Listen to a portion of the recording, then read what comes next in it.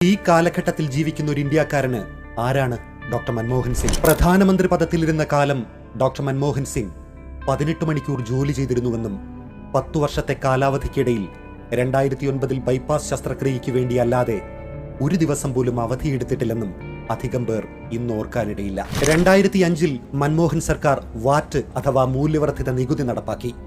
National rural health mission ആരംഭിച്ചു.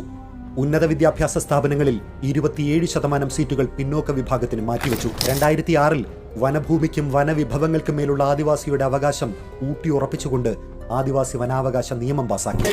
American പ്രസിഡന്റായിരുന്ന Barak Obama ഏറ്റവും ചെലവേറിയ വിരുന്നു സൽക്കാരം നടത്തിയതും ഡോക്ടർ മൻമോഹൻ സിംഗിന് വേണ്ടിയായിരുന്നു. ഡോക്ടർ മൻമോഹൻ സിംഗിന്റെ പേരിൽ വ്യക്തിപരമായി ഒരഴിമതിയുടെ കറയും പുരണ്ടില്ല. കർമ്മനിരതമായൊരു മനുഷ്യായുസ് നിശബ്ദം ആചരിച്ചു തീർത്ത കർമ്മയോഗിയുടെ ഗണത്തിൽ ഡോക്ടർ സിംഗും ഉൾപ്പെടും.